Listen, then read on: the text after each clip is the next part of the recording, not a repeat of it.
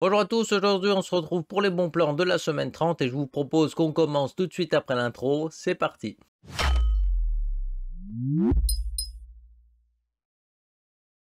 Comme d'habitude, tous les liens des produits que je vous présente sont dans la description et ils sont rangés par catégorie et par prix croissant au sein de leur catégorie pour que ce soit plus facile pour vous d'y retrouver. Je vous propose qu'on commence directement cette vidéo avec les processeurs. Et au niveau des processeurs, on a quelques trucs plutôt sympathiques. On commence ici avec un i5 qui date un petit peu, le 10400F, avec la possibilité d'avoir des cartes mères vraiment pas chères à un prix totalement respectable. Donc c'est super cool ici. On le retrouve à peu près 130 €, donc honnêtement c'est plutôt pas mal. Il y aura quelques frais de port quand même. Pour ceux qui cherchent un processeur AMD, ici pour à peu près le même prix, vous pouvez retrouver le Ryzen 5 5500 qui est plutôt sympathique. Bon, c'est pas le meilleur des Ryzen 5, mais honnêtement il fait déjà bien le boulot. Et jamais pour ceux qui veulent gonfler un petit peu leur jeu, on va retrouver ici le Ryzen 7 5700X qui fait une petite baisse de prix.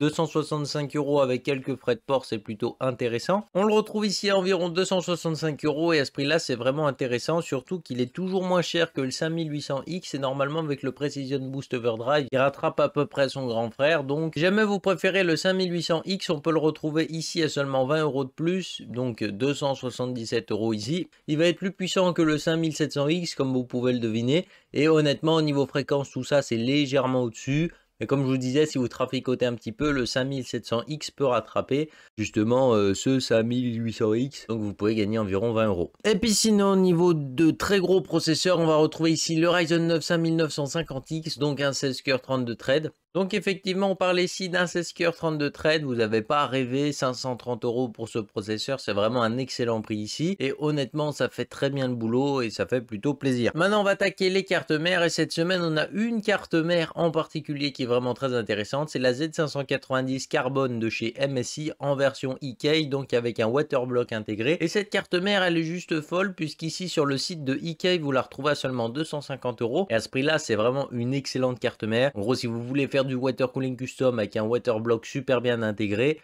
il n'y a pas beaucoup mieux pour ce prix-là, quoi. Il n'y a même rien du tout. Maintenant, on va attaquer les cartes graphiques et comme vous allez voir, cette semaine, on a vraiment des trucs sympas. On commence avec une RTX 2060 de chez EVGA. On la retrouve ici à seulement 250 €. Donc à ce prix-là, vous avez du 1080p en ultra sur quasiment tous les jeux. Et c'est juste super cool. Et puis les jeux compétitifs, vous les lancez à 144 FPS très largement. Donc c'est vraiment une excellente carte graphique. Si jamais pour ceux qui ont un peu plus de budget, on va retrouver ici la RX 6700 de chez Saphir sur Top Achat à 400 €. Et en plus de ça, vous avez quelques jeux qui sont offerts avec. Donc honnêtement, voilà, 400 € pour cette puissance et quelques jeux offerts avec. C'est vraiment un excellent coup ici, même si c'est son prix de base. Honnêtement, je trouve que c'est un bon plan la plupart du temps. Donc pourquoi pas en profiter ici, c'est super cool. Si jamais pour ceux qui cherchent une carte un petit peu plus grosse, on va retrouver chez Case King une RX 6800 de chez Saphir en modèle Pulse, qui est un excellent modèle. Il est vraiment super beau et il a 16 Go de mémoire, donc ça vous permettra de vraiment être fiable dans le temps et de pouvoir lancer des très gros jeux même dans quelques années. Et du coup, on la retrouve ici à 620 €, donc c'est vraiment un excellent prix pour un modèle monstrueux et très bien. Pour ceux qui veulent une 6900 XT à plutôt bas prix, bon, c'est un modèle qui a tendance à chauffer un petit peu, hein, de gigabits on connaît un petit peu. Mais ici, on va retrouver une 6900 XT, comme je vous disais, à seulement 840 €. Et à ce prix-là, on a vraiment un niveau de performance qui est juste hallucinant. Donc si vous êtes prêt à undervolter un petit peu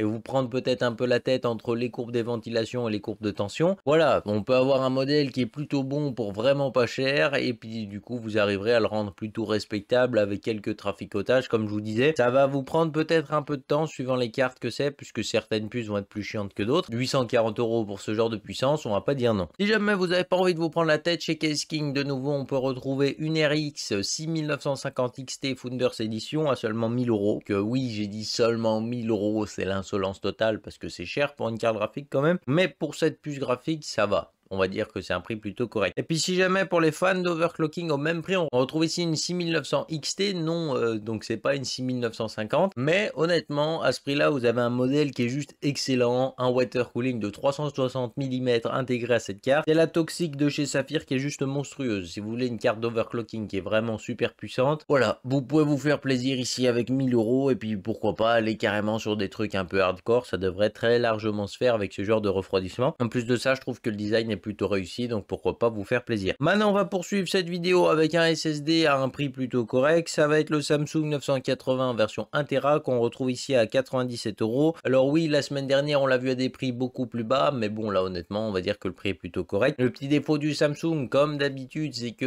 malheureusement, tout simplement, une durée de vie qui est pas forcément extrêmement longue pour un SSD. Et puis sinon, au niveau des alimentations, on va pas avoir des trucs de ouf, mais ici, on va avoir une Corsair qui fait une très légère baisse de prix. C'est la Corsair RM 1000X qui est vraiment une très bonne alimentation et qu'on retrouve ici pour 135 €. D'habitude, c'est plutôt autour des 150, donc ça fait une très légère baisse de prix, mais honnêtement, c'est une excellente alimentation ici. Et puis pour 1000 watts, je pense que vous serez content. On va attaquer les PC portables et cette semaine, vous allez voir qu'on a plutôt des offres sympathiques pour de l'applicatif. Alors on commence ici avec un Asus, le ZenBook Duo, donc on n'a pas la version Pro, donc pas d'écran OLED ici, c'est un peu dommage. Mais bon, pour le prix, on va dire qu'il fallait pas s'attendre non plus à avoir un écran OLED. Alors pour 700 €, on retrouve ici le fameux PC de chez Asus avec deux écrans ici pour seulement 700 €. À l'intérieur, on retrouve un i5 10210U, donc vraiment, ça date un petit peu, hein, on va pas se mentir. 8 Go de RAM, puce graphique, c'est la puce graphique du processeur intégré, donc c'est pas forcément une dinguerie. Et puis sinon, au niveau du SSD, on retrouve 512 Go de SSD et puis Windows.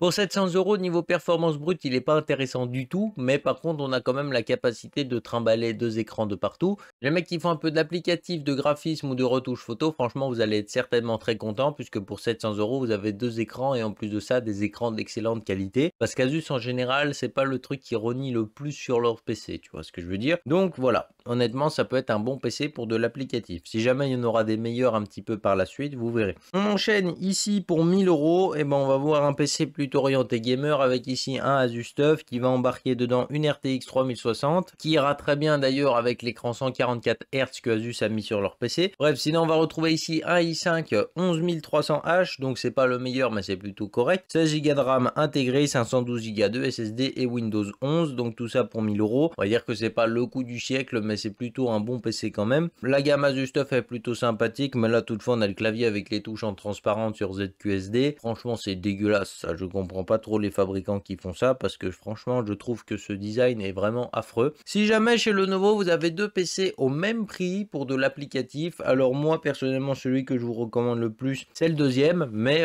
voilà, on va dire qu'il y a une différence de taille aussi entre les deux. Le premier est un 16 pouces, donc vous offrira quand même pas mal de confort. À l'intérieur de ce 16 pouces, qui est d'ailleurs le Yoga Slim 7 Pro, hein, voilà, c'est pour ceux qui voulaient la rêve de chez Lenovo, c'est ça. Et du coup dedans on retrouve un Ryzen 7 5800H qui est un excellent processeur. On retrouve également Windows 11, on retrouve un écran de 2560 par 1600, donc c'est une résolution un petit peu bâtarde, on va pas se mentir, mais honnêtement c'est une excellente résolution et tout ça sur une dalle IPS qui a en plus de ça une luminosité assez forte. Donc vraiment pour de l'applicatif, des graphismes et tout ça, là on est vraiment bien parce qu'on aura en plus de ça une belle puce intégrée dans ce PC et ça va faire plutôt plaisir. Et puis en plus de ça, on va retrouver ici à l'intérieur de ce PC une RTX 3054 Go qui va pouvoir apporter un petit peu de soutien justement à la puce graphique qui est déjà performante chez AMD. Donc honnêtement ce PC pour le graphisme il devrait être plutôt pas mal parce que vous avez l'accélération graphique par CUDA, l'accélération graphique par justement AMD Mercury, je crois ça s'appelle comme ça.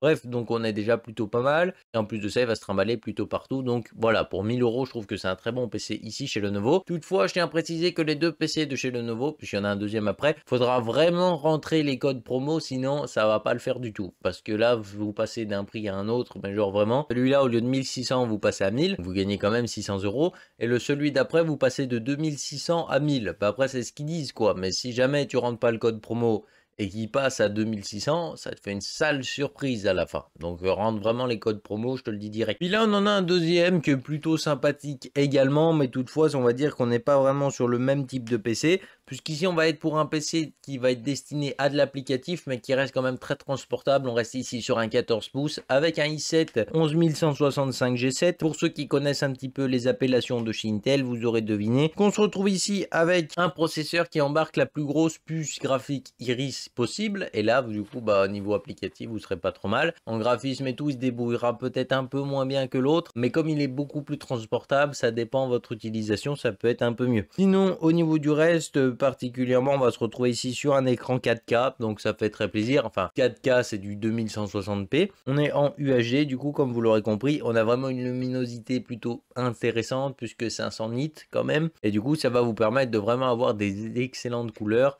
Et en plus de ça, vu que vous avez une très forte luminosité, au soleil, vous aurez plus de facilité à voir votre écran quand même. Ce qui va être vraiment intéressant également dans ce PC portable, c'est qu'on retrouve ici 16 Go de RAM en 4266 MHz. Alors honnêtement, pour un PC portable, c'est très très rare, donc on a vraiment un truc qui pousse sévère.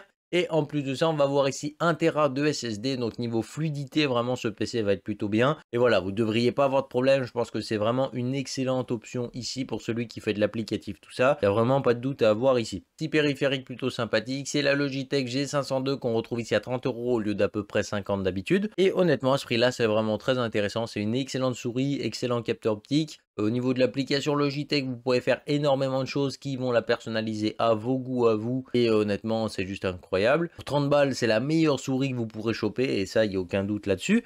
On va voir également deux smartphones qui sont plutôt intéressants aussi cette semaine. On va retrouver ici le Poco M4 Pro 5G. Donc c'est un téléphone qui est plutôt intéressant. On le retrouve ici à 180 €. Dedans, on va retrouver ici un Dimensity 810. Donc c'est pas la meilleure puce qu'on peut avoir, mais bon, on se doute un petit peu pour 180 € que c'est pas forcément le téléphone le plus foufou. Sinon, pour ce prix-là, honnêtement, les photos sont plutôt correctes. Et puis, justement, comme c'est un peu une interface Xiaomi, on va dire que c'est plutôt fluide, c'est plutôt bien intégré. Le seul truc que je reproche vraiment à Xiaomi, Poco, tout ça, c'est qu'il y a les pubs intégrées pour vous faire baisser le prix d'achat. Mais bon, voilà quoi, c'est des pubs qui sont quand même assez constamment là.